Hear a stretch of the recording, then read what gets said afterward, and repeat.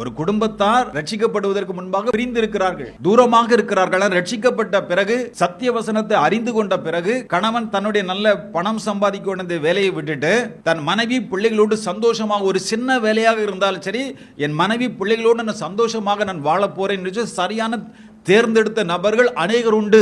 ஏனென்றால் வாழ்க்கை என்பது கொஞ்ச காலம், அதிலே தேவ திட்டங்களும் தேவ நோக்கங்களும் தேவனுக்கு பிரியமான காரியங்களும் செய்ய வேண்டும். நம்முடைய சிந்தனை வாழ்க்கையிலே பரிசுத்தம், நம்முடைய செயல்களிலே பரிசுத்தம், இதை தேவன் விரும்புகிறார். நாம் அன்பாக பேசி பழகுகிற, கருத்துக்களை பரிமாறிக் கொள்ளுகிற இந்த விஷயங்களை எல்லாம் நம்முடைய பிள்ளைகள் கவனிக்கிறார்கள். புருஷன் வெளிநாட்டில் இருப்பான் அல்லது மனைவி வெளிநாட்டில் இருப்பான். நம்ம என்ன செய்யறோம்? மொபைல தான் எடுத்து என்ன சொல்லுவோம்? அம்மாவை பாரு, அப்பாவை பாரு. இதற்கு தேவன் இணைக்கலங்க. நம்ம சொல்லுவோம் நியாயமா நிறைய விஷயங்களை நான் சொல்லுவேன். கடன் இருக்கிறது, ஏனென்றால் மற்றவர்கள் அப்படி வாழ்றாங்க, என்னால் அப்படி வாழ முடியலையே.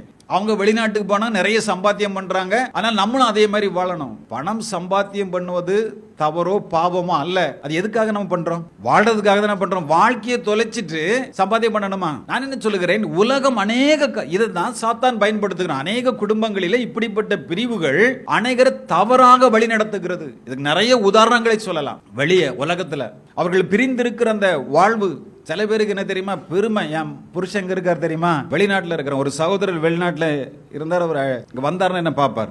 அவர் சொல்ல, நான் வந்து 10 நாள் தான் பாஸ்டர் ஆகுது, என் மனைவி என்ன தெரியுமா செய்யறான், நீ என்னைக்கு போற, நீ என்னைக்கு போற, வெளிநாட்டுக்கு போகலையான்னு சொல்லி கேட்டுட்டு இருக்கான்னு அவர் வலிகளோடு சொல்லுவார்.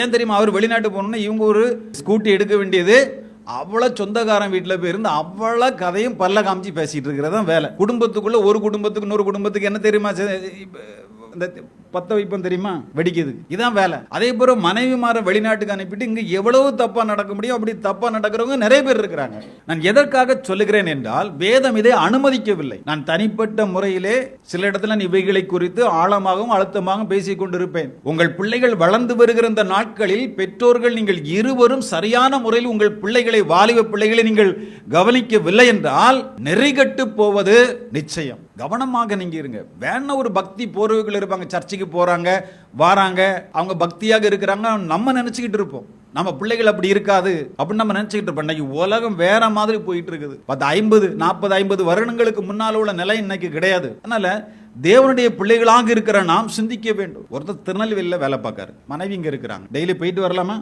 அது செலவாயிருமா? டெய்லி திருநெல்வேலி போயிட்டு வந்தா என்ன ஆகும்? செலவாகுது.